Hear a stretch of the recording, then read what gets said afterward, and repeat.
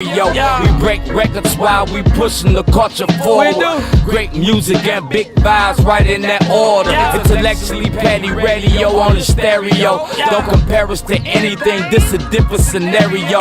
We break records while we pushing the culture forward. Great music and big vibes right in that order.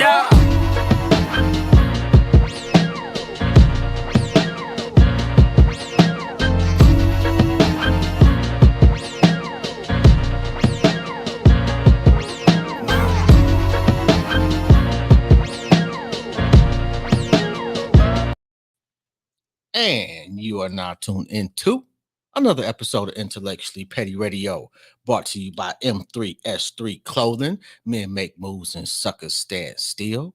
And photos by Van. Stop letting your cousin fuck up your photography and get a professional. I am Jobs. I'm your host. It's been a minute, couple of weeks. We took Thanksgiving off. Speaking of, how was your Thanksgiving? Mine was dope.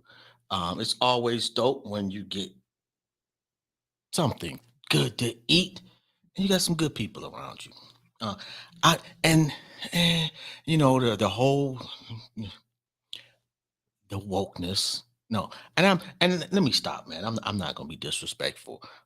But some people, you shouldn't celebrate Thanksgiving, and then there are those of us who aren't celebrating Thanksgiving.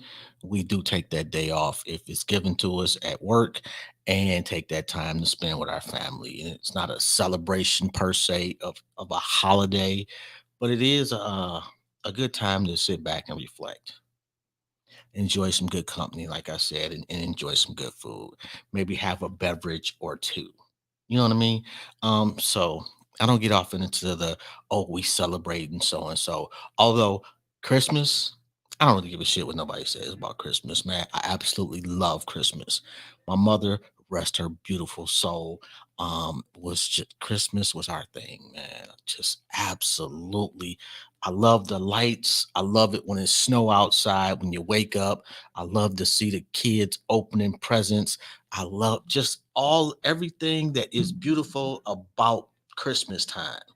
I like the energy that people have. I like the just everything. Like Christmas it just does it for me.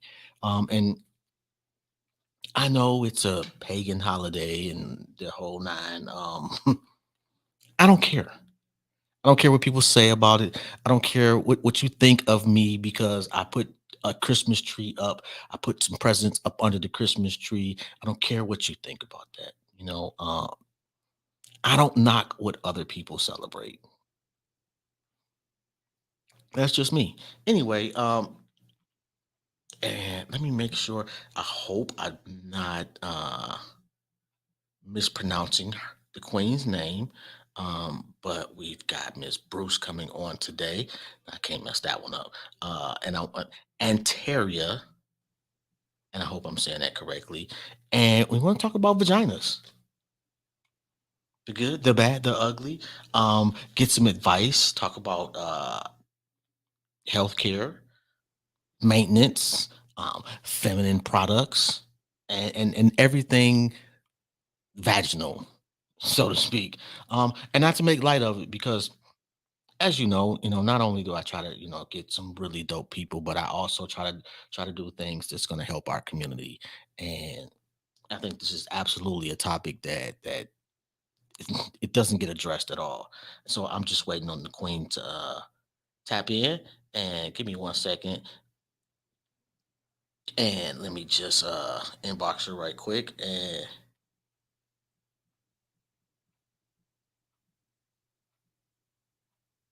all right, bet. Anyway, yo, so yesterday got a chance to film our first live episode of Everything and Nothing, the podcast where we talk shit professionally. And shout out to my co-host, Brielle, Chill, KG, and the chairman. The chairman is on a hiatus right now. He'll be back in a couple of weeks to join us. But it was interesting. Like, I enjoy chopping it up with them. I really do. Uh, I- I- it was definitely different, being like on set, on location. Um, that was a beautiful thing. And jeez, Charuka, and I know I'm butchering the name of the restaurant. Let me look it up so I can make sure that I'm at least come somewhere in the realm of saying the name correctly. Jesus Christ. And of course, I can't find their Instagram. Ain't that a bitch? So I do apologize to them, but man, it was really, really, really dope. The vibe there is really dope. And I know, what is it, 4620 Richmond? It's like Richmond and Emory if you are in the Cleveland area. Um, and it's an African restaurant. And wow, man, like we they treated us so, and it's just killing me that I cannot find this fucking name. Oh my god, this bothers me. Um, but yeah, they treated us beautifully, and I am doing such oh, and let me get the queen on the line right now. We got Miss Anterria Bruce. Anterria. I'm sorry. I know I'm butchering it. I'm so sorry. It's okay. First, I want to apologize for being late. Houston traffic. Oh my God, you just sound so down south. I feel so comfortable now. Oh, I'm from New Orleans, baby. I'm from New Orleans. Oh my God, oh man. I've been in New Orleans too, man. Hmm. Absolutely loved it. Except the food. I couldn't get into the food. That's the number one thing in New Orleans. The New Oh Orleans my known goodness. for Cajun food. I couldn't do it. We know My, it ain't for everybody. yeah, my stomach is not set up for that Yeah. Cajun food. Mhm. Anyway, how you doing? How's your family? Everybody's fine. How about yourself I'm doing and your good. family? And how do you pronounce your name? Annterria. Okay, that was good. That was good. Yeah. All right. So where do we start? The vagina. The Let's talk about entryway to life. it. It is we've all seen one. We all have to come from it. Okay, so my biggest fear, I've got three daughters, and my Okay. biggest fear was their mother passing away early and me having to give them the talk about pads and Hmm. care and stuff like that. So for those single fathers out there that may be experiencing that, what's some good advice for them to be able to dialogue with their daughter? Wow, that's a good question because there are the cases where we have single dads, Hmm. or like you say, if the mom passed away or whatnot. Um, I will give the advice I will give to the fathers is to maybe confide in another, like a female Hmm. person in their life, maybe their mom, their cousin, their sister, maybe get some information from them, or even have to talk with their daughter Hmm. and that person all together, so that way the dad can learn and be aware of some of the signs and symptoms of like their first menstrual cycle and things like that. However, I have online educational courses. So the Oh. name of my online school is called Vagina University, and one of the courses is called My First Menses. So it's perfect for young girls, Mhm. ages 8 to 12. Well, I say up to 16. And Okay. it'll be good for fathers to also sit down and review the course as well with their daughters. And we go over everything as far as like, what to expect with the menstrual cramps, how to treat the menstrual cramps, what about menstrual products, how to use it, how to properly discard it, hygiene, self-esteem, mood swings. That's another thing that we go through when we right before our period, even during our period. Oh, trust me, I know.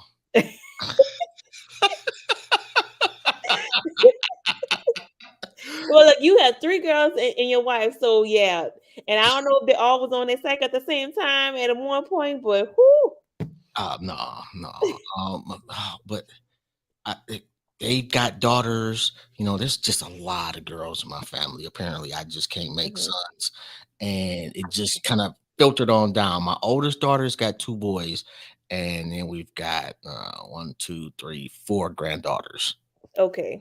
Yeah. So, and I'm sorry, I kind of skipped over your credentials. I do apologize. You're a nurse practitioner, correct? Yes, I'm a women's health nurse practitioner. So I specialize in women's health, gynecological, obstetrician. I'm board certified. So yes. Okay. This is I don't want people to think we just randomly talking. Like Oh I no, we have I a have a profession. professional. Yes. So when a woman calls you up, I've got a discharge, or she comes in to see you. Like, what's a normal discharge? So a normal discharge, it may be clear to white, no Mhm, irritation, no itchiness.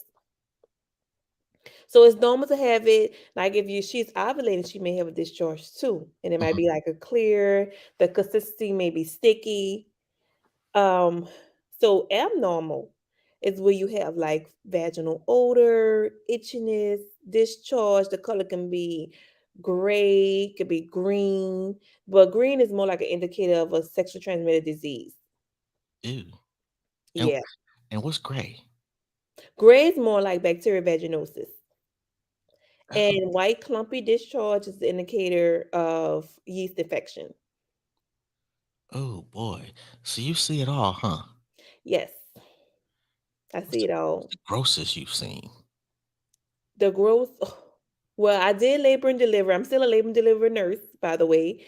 And so it was like a year or two of my career, and the patient was pushing for delivery, but it was like green copious discharge.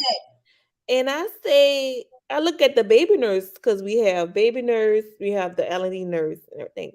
I said, this baby gonna need some antibiotics. Like I just knew that she had something that was untreated and it wasn't safe for the baby's eyes. So Oh, yeah, that was the gross. Now they do have some women who come in because they have left the tampon in for a long period of time, but I have not experienced that yet. But okay. my colleagues have experienced that because women, oh, they forgot the tampon was in or whatever the case may be, days and days and days, and have this smell, and then go to the OBGYN. We do the pelvic exam, and here we find the tampon. Okay, so how long can you leave a tampon in?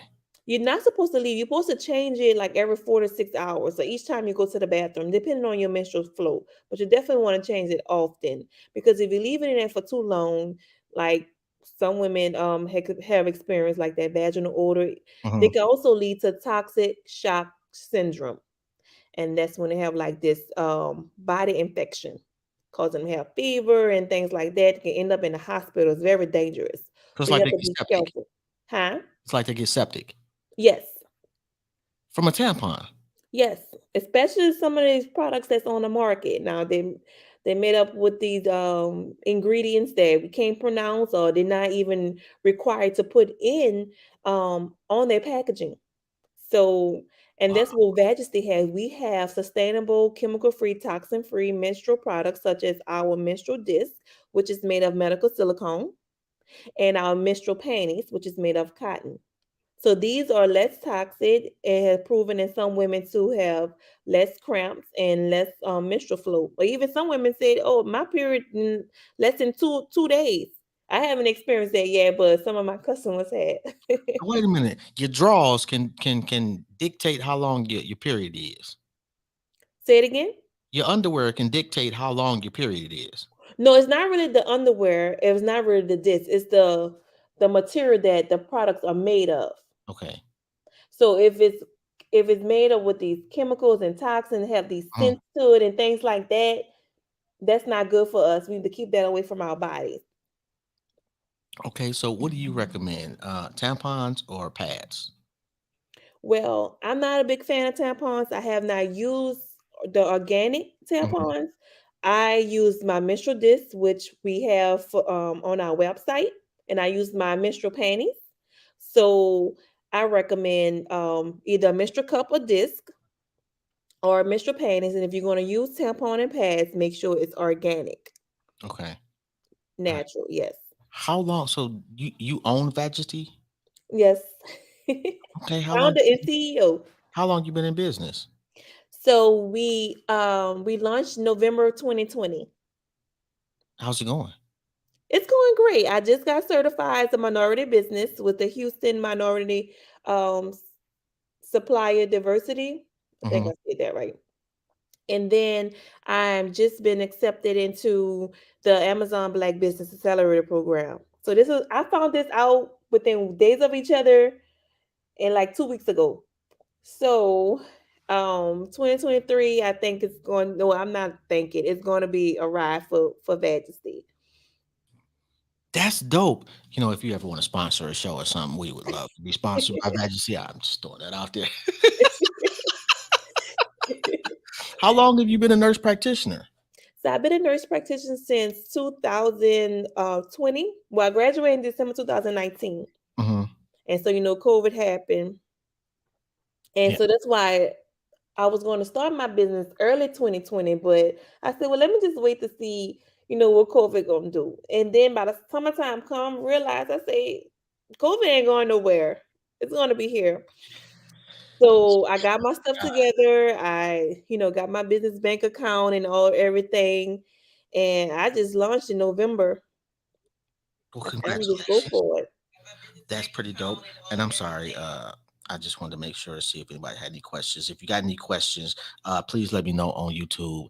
Um, I'll post it on Facebook later. Usually I go live on Facebook, but my StreamYard was tripping when I first got here. So, Oh, okay, okay. yeah.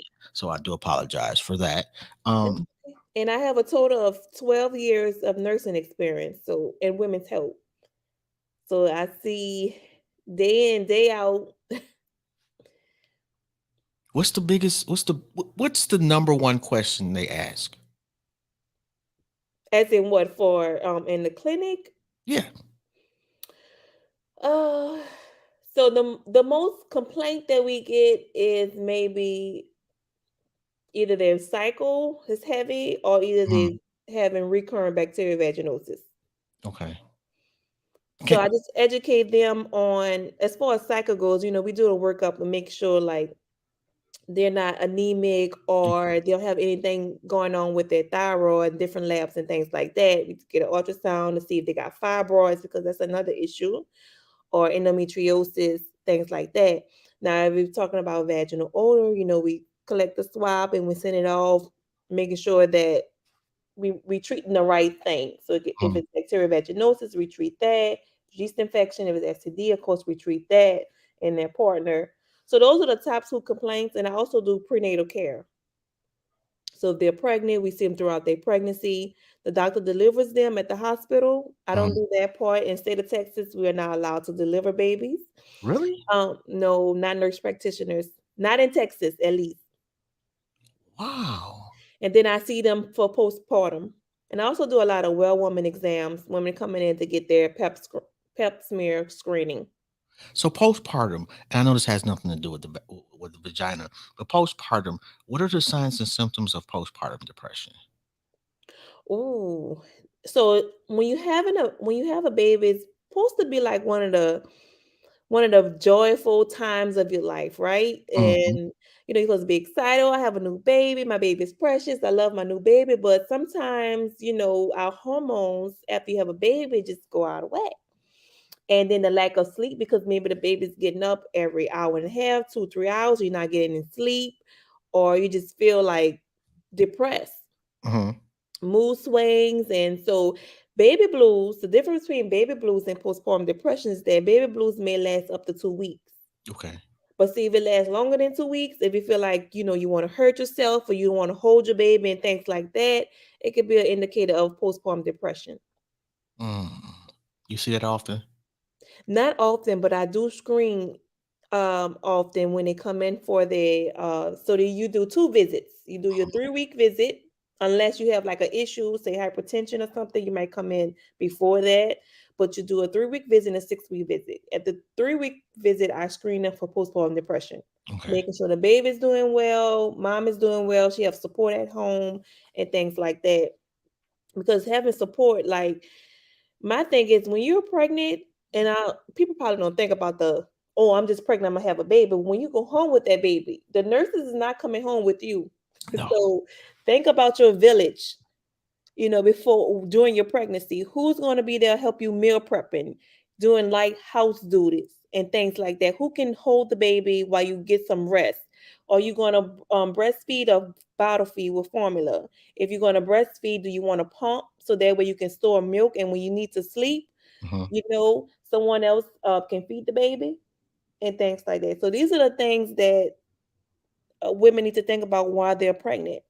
Oh my God, yeah. You know what's interesting is like when you see your daughters become mothers, especially for the first time, the first baby, Hmm. and just the change in them is Yeah. just like it's instantaneous. Like I remember sitting there, like my youngest daughter. I was there. Well, I try to be there for like all three. I've tried to be there. My one daughter, I couldn't be there for her first baby. Um, but my other two, I was there for the first babies.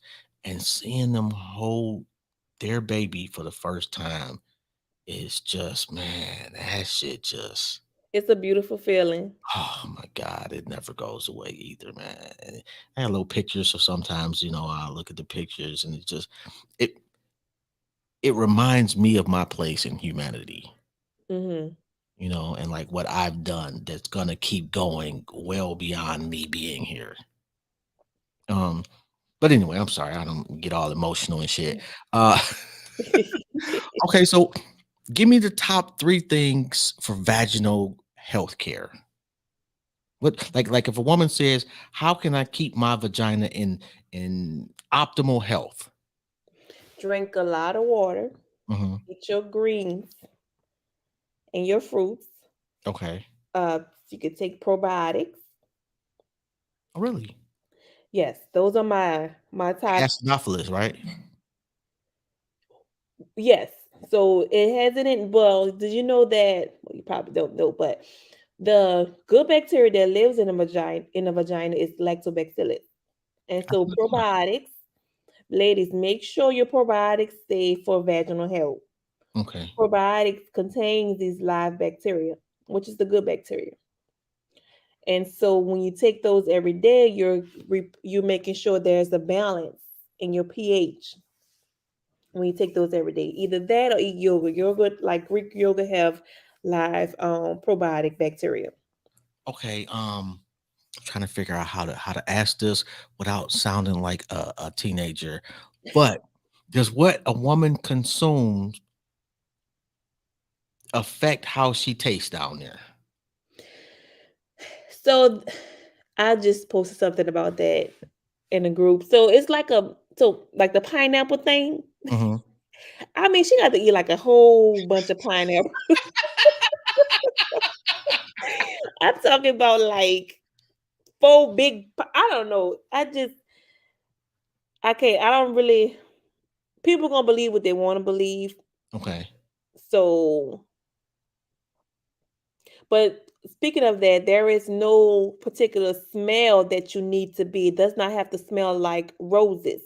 Okay, there's an aroma to your vagina, but long as Mm. it's my thing, long as it don't smell like fish, she's healthy. Okay. See what I'm saying? You're gonna know that you're gonna have a smell where it may be after you have intercourse. And then you might have a smell where it's like after you work out, you're like, oh, I just need to freshen up and shower up. Like Okay.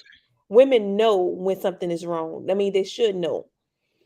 Okay. Have Let's say you with a woman the whole time y'all been together, smells one way. All of a sudden, smells a different way. Is that her cheating, or is that just out of the blue? Sometimes shit just goes awry. Sometimes it disrupts, but it could not be just her cheating, it could be the man cheating too.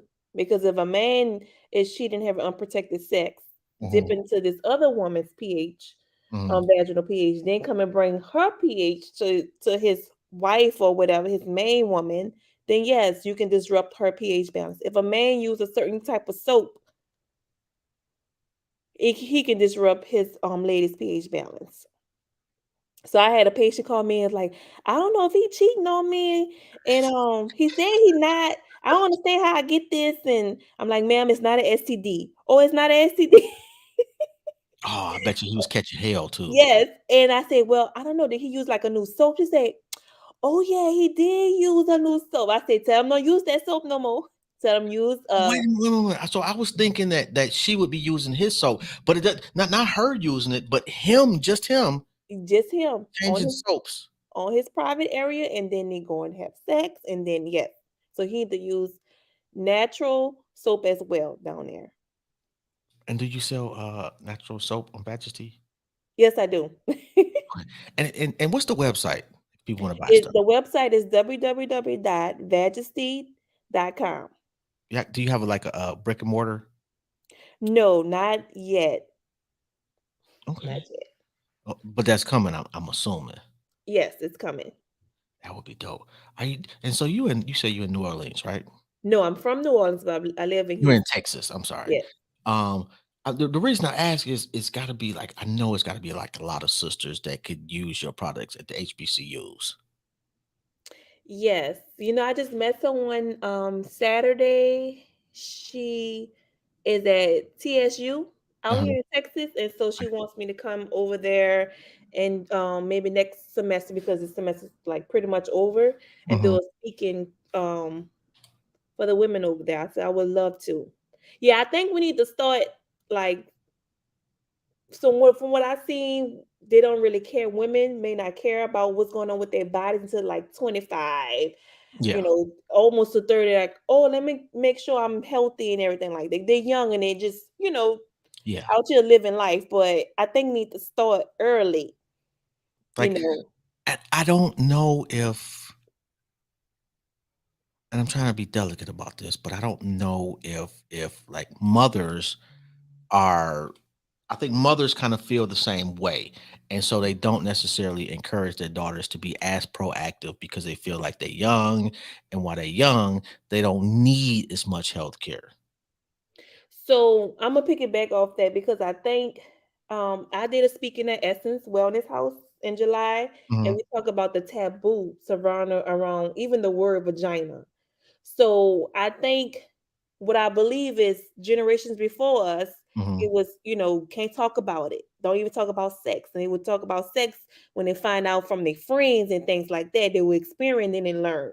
So I think we need to break that cycle right now. And like what I get with the my first medicine class, I hear this all the time. Oh, I wish I had that when I was first got my period. My mom just said, here go a pad. Like, you need to talk to your daughter about what's happening to her body, her body changes, puberty and things like that. So I think there is a what I'm seeing like on social media and stuff, and even on my own platform, I think there's a change in Hmm. be able to speak up early and ask questions, earlier than wait till like 30 to Okay. find out about their bodies. When should a woman start talking to her daughter about it? Ooh, I started talking to my daughter at 8, because I remember the reason why, because I remember I had my cycle Hmm. about 10 years old. Hmm. So around 10, 11 years old, I got my first cycle. So I figured, she might be like her mom. She might get hers in 2 years. So the youngest you can get your cycle is about 7 8 years old. Okay, so I was like, this might happen. And I packed her little, what I call a period kit in her book sack. I say, just in case you're not at home when it happens, here's an extra pad, extra underwear, go to the nurse, just telling her everything, Okay. what to expect and everything. So I think about 8 years old. That's why I have the course set for at least 8 years old. Hmm. And that's so, and for a young lady, that's got to be like a really traumatic thing, especially if that happens the first time to you in school. Right. And especially if you don't know What's what going it on? is. Yeah, Yeah. what's going on. Like, why am I bleeding? What's going on? Why my stomach hurt? And nobody never told you anything about it. You know, and like with me and my ex, we kind of talked about things. And she was not comfortable with the sex talk. And so I gave it to him Mm-hmm. because I felt like she can't do everything. I can't expect her to do everything. There's going to be Right. some things that she's going to be uncomfortable doing, and some things I'm uncomfortable doing. Like I didn't want to have the period talk. That's not something that I was comfortable doing. Yes. However, I didn't want them coming home at 16 pregnant. Right. And if you come home at 16 pregnant, it wasn't going to be because we didn't give you the tools. Right. Exactly. So yeah, it was some really uncomfortable shit. Not gonna lie, I but know. we had that conversation. And it was It was actually them and my stepdaughter at the time and a cousin of theirs. And the cousin brought this shit up, I don't know, maybe about 5 years ago. They all got kids now, but they all waited. And I remember the cousin bringing it up and saying, I'm glad you had it was embarrassing, but I'm glad you had that talk with us because we needed that.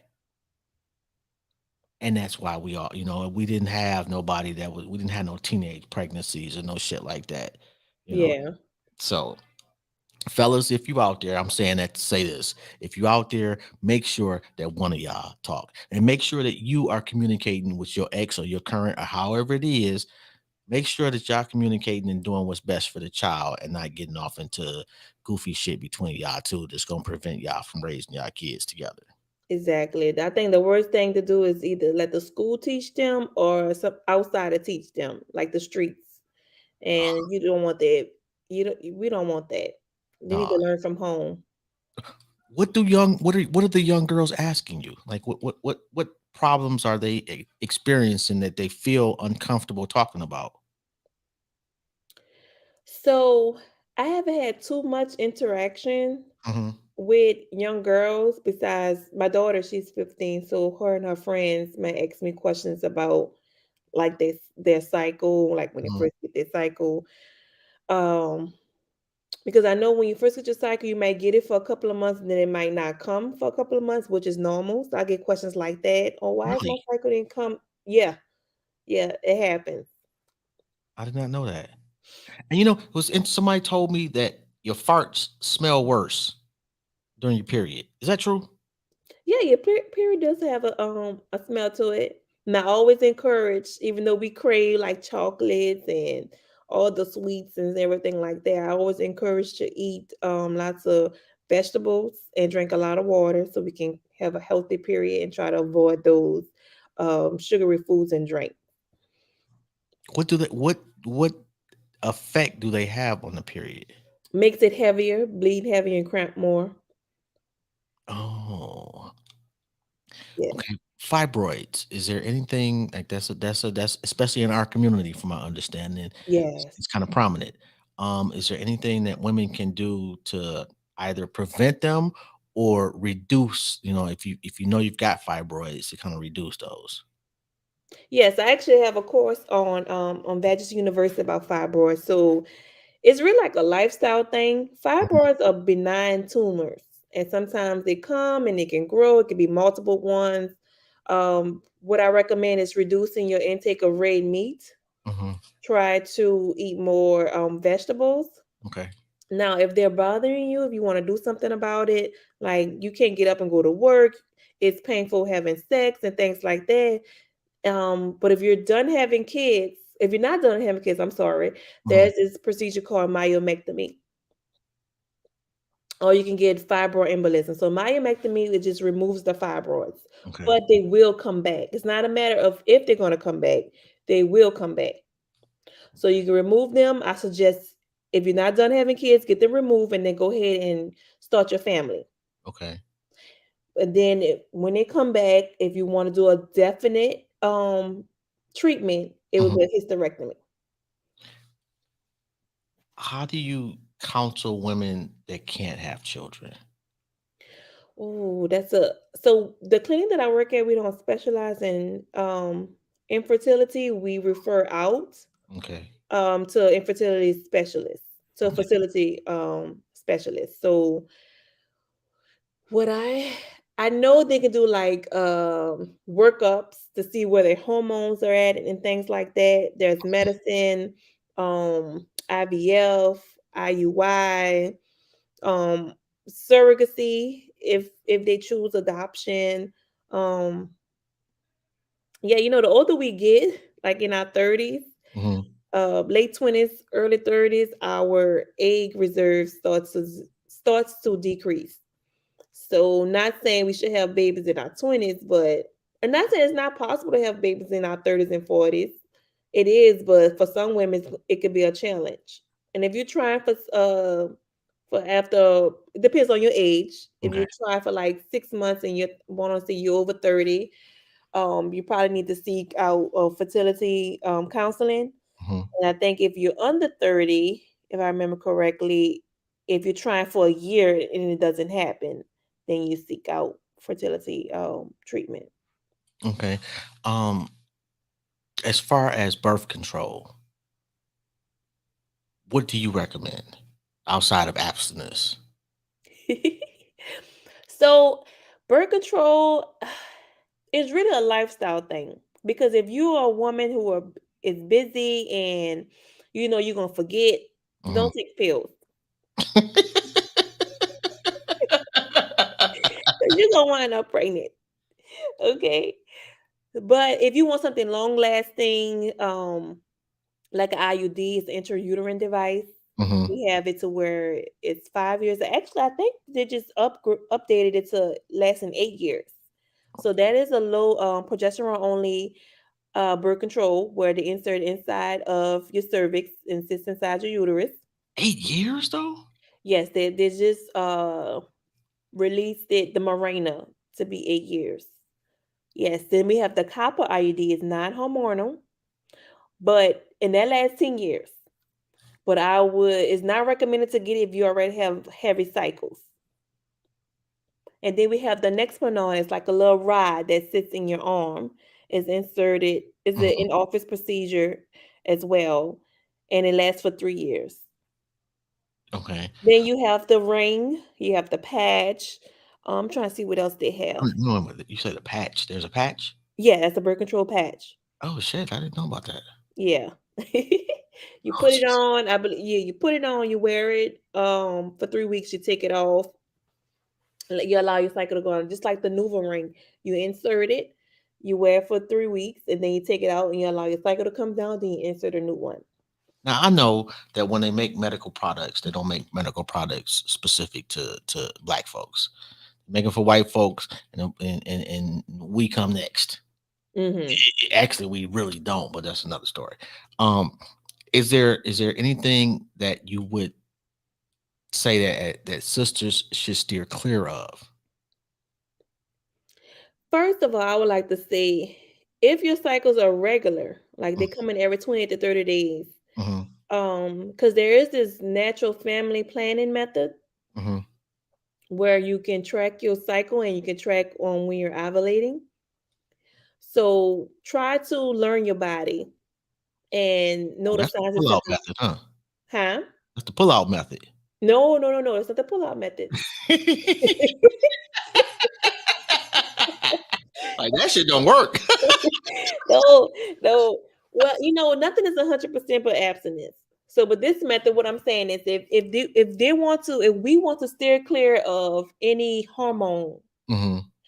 try to learn your body if your cycle is regular. If your cycle is all over the place, you might get one month, might not get it for 2 months, then get it, then it won't work for you because you won't really have an accurate data to go by and see when you're ovulating. Okay. All right. And how long is an average cycle? But as far as how many days it lasts, ooh, it can be up to 10 days in some women. If it's more than 10 days, I recommend going to see your OBGYN because bleeding over 10 days is too long. To me, bleeding over 7 days is too long, but according to our books, 10 10 days. days? 10 days. Oh, that's tragic right there. Yeah. And they probably have something like fibroids or endometriosis going on with them. Might be stress, might have an infection going on. It could be different indicators. Like I say, if it's over 10 days, you need to follow up with your OBGYN. So wait a minute. Stress has an effect on a woman's cycle? Yes. Wow. I did not know that. So is the Our reverse. diet has an effect on our cycle. Say someone is undernourished and yeah, she wouldn't get a cycle if she's underweight. And I know women can I don't know if this is a fact or not, but I'm pretty sure a woman can exercise her way out of having a cycle, like women that run marathons. Yeah, so that's one of the questions. Like, say a woman comes in and say, "Oh, I haven't a cycle in so long." We'll ask them, how are they doing vigorous exercise. what's their Mhm. diet and things like that. So yeah, Mhm. that does have an effect. Why this like you as a nurse practitioner had a million other things you can go into. Why women's health? Well, when I was in nursing school and I did my OB rotation, I Mhm. fell in love with labor and delivery. And so I was like, okay, I already Really? know. Yes, I hated that I cried rotation. my first delivery. Oh, that shit was so fucking gross. And then when I see my daughter born, I'm like, oh, this shit is worse than the movies. This shit is horrible. Yes, I fell in love with it. So when I worked a couple of years and I said I want to advance my degree. Mhm. And I was in between being a midwife and a women's health nurse practitioner. I didn't want to do family because I didn't want to deal with men. Oh, wow. Thank you. I was like, I'm not dealing with none with no prostate, nothing like that. I want to do women's health. And the reason why I chose women's health over midwife because with women's health, I get to do more than just OB practice. Okay. I can do menopause, I can do fertility, I can do pelvic floor, I can do what I'm doing now, OBGYN, like so many things, more streams I had with being a women's health nurse practitioner. So because I didn't know what my goals were Mhm. at that time, so I said it was better for me to just do women's health. Okay. Any regrets? No, no regrets. What's next? What's next is um I'm hoping in the next couple of years I can open up my own clinic Mhm. and just go from there. Women's clinic? Yes, women's clinic, no men. Uh, uh, eh, and I think, well, women have a lot more unique issues. You know, Mhm, not that we don't. And actually, you know what? I'll say this. I think that women's health definitely gets more of a spotlight than ours. mhm. And we're idiots. Like if we don't have a good woman in our life, we'll probably sit around and never go to the doctor until you have to call 911. Yeah. I think speaking, because I do have med surge background as well, but men Mm. need to go to their doctors annually and get their blood pressure checked. Your blood pressure is a high blood pressure is a silent killer. You'll be walking around with 200 over 100 blood pressures and feeling fine, but trust me, it's damaging your organs. Yeah. Yeah. Cholesterol, that can lead to heart disease I've and been heart blocks and things like that. So definitely need to be checked. And then when you make 50, well, I think it might have changed the age. We want to start getting your colonoscopy, your prostate. Yeah, I know. I've had one of those. That's some fucked up shit to go through. Yeah, I brought my daddy to get his done. I'm like, Daddy, you going? Man, I ain't going. Yeah, you going? Nobody sticking no tube up my ass. And then the doctor had the nerve, the audacity to ask me, well, do you want to be put to sleep? Yes, nigga. I don't want to be woke for this. Well, most people be woke. Who? What type of weirdos you got that just want to look? No, bruh. No, no, no. It was I'm sorry, but that was not a pleasant experience at all. However, the flip side is like colon cancer is very, very debilitating. Yes. So if I got to be uncomfortable for an hour, rather be uncomfortable for an hour. You know, I've had a heart attack before. Oh, okay. Yeah, I had to have heart surgery a couple of years ago. And that shit was not cool. And so if you're out there smoking, stop smoking, please. I smoked Yes. like a chimney for decades. Oh my god. Um. So a woman comes to you and she's pregnant and doesn't know by who. Do you advise her to tell everybody or wait to see? Ooh. You know, never had that in the clinic, but I've been an L&D nurse. I didn't seen two daddies before. I didn't seen two brothers come in the room before. Ooh. So, I mean, if you want to avoid more drama and heartaches and headaches, it would probably be best to let everybody know, look, I'm pregnant. It's a possibility. It's yours. It may not be yours. I mean, yeah, Two brothers? two brothers. They probably knew though. They had to have some kind of like that sound like a situation where they was all in the same room simultaneously. Just might. Well, she already had a baby with the first brother. Oh She wow. cheated on him with the brother. So the second baby was trying to figure out, but Oh, yeah, child, that's yo, what type of fucked up brother is that? you Like, know never that's mind her nastiness. Your brother's not supposed to do that. right. That is the ultimate disrespect and violation. Oh my God. Geez, I'm not. I want to say. Let's see. We covered the period. We cover discharge. We cover. Oh, okay. So this is what I saw on social media the other day. Does a woman's sexual partners change the elasticity of her vagina? Partners. Partner, like say you having sex with Mr. Donkey Man over here, does he increase the size of her vagina? The vagina is like a sponge, I would say. Hmm. So it expands to that penis at that time, and then it can go back. Just imagine a woman having a baby. Okay. So that's a probably like average 6 to 7 pound baby. Her vagina's gonna go back. Her muscles gonna go back to their size. So go back to original form. Yes, it Oh, only stretches to get the baby out, and then it goes back.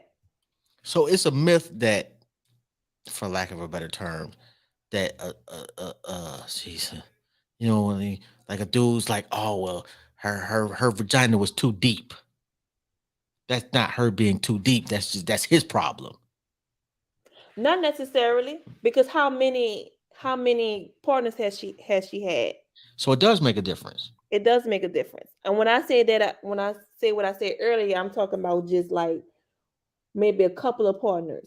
Okay. But if she's, I don't know, if she's doing what she's doing, she out here living her life, then it could make a difference time after time if she's having babies, having different penis size and things like that. So yeah. Okay. So if she a thought, yeah, you might. It might be a cave. But guess what? We now have vaginal rejuvenation. Okay. That's another topic, ladies. We got What exact like and how much of a snapback can y'all do? listen. The technology in 2022 is up there. Y'all can snap back. Y'all really can't. Stop spending your money on these BBLs and go get your box back. Okay, go get rejuvenated. Yo, how much does that cost? I don't know, but that's one of the services I want to offer when I open up my clinic. Really? That and the O shot. What's the O shot? O shot is the orgasm shot. It helps improve woman's sex life. Wait a minute. So she can get an orgasm in a shot now? What it does is it takes the let me see if I remember correctly. So take a blood sample from her Hmm. and you get the plasma from the blood. You numb the area right next to the clitoris and you inject her plasma there. And it's gonna last about a year or so for her to have increased orgasm. Say she's dealing with like low sex drive, she can't never reach her climax Hmm. because maybe she's taking medication, or maybe she's going through like menopause or postmenopause. This rejuvenation, this O shot, I should say, will help her increase her climax. So usually, I don't know you heard about this one. Usually, when a woman gets the O shot, I'm she not not. sure. Are you like wearing a mic or something? Because I'm not sure. It's just like I don't know. You can hear like you rubbing up against something. Can you hear now? Is No. it here now? Okay. Usually, when a woman get the O shot, she needs to her man come and get the P shot. because she's gonna be hot. She gonna want it all the time, and he gonna have to keep up. So he need to come get the P shot. Okay, so what is the P shot? Now I don't know how that is if it's the same as like the plasma part because I didn't really do the research Okay, on the men. Because remember, I don't want to do men. got you. Is it the shot in his dick? Yes, Oh, that's why it's called the hey. P shot. Oh, you just gotta go find somebody else. I'm cool. What I they gonna numb it? They're not gonna just. don't care. Oh, you're not even doing this for me. No. Oh my God. So wait a minute. They put this plasma, and somehow this plasma just It bring back the cells to that area, rejuvenated. Yes, and then when she go and have sex, she can reach her climax. Like she's. It's mostly you really rarely see like young girls needing it mhm, unless like they're on this type of medication that causes them not to have an orgasm. But really for women who like going through that perimenopausal or either postmenopausal when they just don't have a sex drive and just can't reach their climax anymore mhm. because of a result of menopause. So that's mostly for them. Oh wow. And it lasts how long again, you say? Up to a year because the shot is pretty expensive, How much we talking? like 1,800 around that price. Eh, you figure, maybe now she want to do it 4 or 5 times a week. You got up to a year. Like, I'm trying to do the math on that. Like Yeah. $2,000 on 52 weeks. That's like two. It's like shit. That's what, like $1 a orgasm. So it's worth it. That's actually kind of worth. I have never heard of that. That is wow. And I think a lot of us women, us sisters haven't heard of that. So that's my goal is just to make sure that we know what's out there for us and what's available for us. Wow. So you can get your shit snap back and freak mode back on. Yes. It's a couple of dollars. Yep. Yeah, stop buying the booties. They don't look right anyway. You look like a box Chevy. Like, Listen, some of these BBLs getting out of control now. Some of these oh, BBLs, some of them look okay and look nice. I'm not hating. And some of them like, girl, he ain't matched the thighs. He ain't matched the thighs. yeah, you got a big fat ass, and then you got these little toothpicks. Yes. Legs. Like it's completely obvious. Yes. What is your like when your patient comes to you, because I know they got to go through a lot of shit. I've talked to a couple of women that I'm gonna get a BBL, and it's a long ass procedure. It ain't no shit that you can just go get unless you go into Guatemala and doing it in Pedro's garage, which I don't recommend. No, it's not safe. However, woman comes to you, says I'm getting my workup for a BBL. Do you advise her against it? No, I don't because I feel like if she's doing it for her and Mhm. not like social media or for a man or anything like that, then that's one thing. But if she's now healthy wise, if she got heart problems and things like that, you're anemic. You don't need to be getting that, and the doctor shouldn't even be doing it to you if you have this extensive medical background. I just say do your research, look at the pros and cons, and make sure you have money. Like I'm talking about post recovery, not just the money to get the procedure done. You need to go to a recovery house. Who's gonna do your massages? You're gonna make sure you have all your supplies. Like I think they got like a BBL pillow, things like that. Like really look into it because it's not just I'm gonna have surgery and go home. No, you need help. You need Yeah, help and you need your supplies to keep up with it. And yeah. make sure you're ready to make that mind change. Like don't let your BBL go to waste. Are you gonna still make sure that you're exercising or whatever the case may be? Yeah, So so wait, you go get your butt done, and you still got to work out? I would think so. You would want to. It's just Jeez, like so what's any the other point? thing. Like say a woman get a tummy tuck. Now it might be like I said, she start back eating bad and things like that don't work out, but she gained weight, she gonna gain weight in other areas. See, that's another thing I don't like where well for me personally I'm gonna say because every Mm. woman wants to look how they want to look, but if you got a tummy tuck but you look swollen in the face and in the hands and everything, I'm like, Or you lose the weight too quickly and you got all that skin. They don't talk about that. well, okay, so yeah, if you, I don't know what they're doing to lose the weight that fast, but it's very healthier to you lose weight like 1 or 2 pounds a week at the most. Yeah, no, when No. they get like the surgery, they get the bariatric surgery, they'll lose that shit. Like, they got to eat like 30 cc's an hour type of shit for I don't know how long. Like they lose weight really quickly. And what they don't talk to them about is now you got all this extra skin. Yeah, so that's what I'm going through right now, as a matter of fact, Hmm. because I had the gastric sleeve in 2018, Hmm. and so even though I worked out with weights, I think my skin maybe it was stretched too long. I lost 80 pounds. Wow. I think it was stretched too long for so many years, Hmm. and that I should have incorporated more weights, some collagen. Like I learned about these things, like I'm gonna say, like 2 or 3 years after the surgery. Yeah. And that'd be the So if I problem. would have known before, like, hey, make sure you got your weights and for your resistance training and things like that. It's almost as if the surgeons that do the bariatric surgery are in cahoots with plastic surgeons. Yeah, and guess what I'm finding out?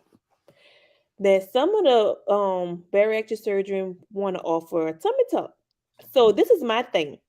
You're not specialized in tummy tuck. You're specialized in bariatric surgery. I would not go to you to do my tummy tuck, sir or ma'am. I'm going to a board certified plastic surgeon. Yeah. And you're a bariatric surgeon. It's like, do not go to a family physician for your well woman exam, ladies. Yeah. Like they might can do it, but just go to OBGYN or Yeah. women's health nurse practitioner Yeah. to be real. Yeah. Because I've seen this, I work in this, or the they'll do the well woman exam, do the pap smear, but if it come back abnormal, they have to send you to us. Well, we could have just did it from the beginning Yeah. and treated it from the beginning. Yeah.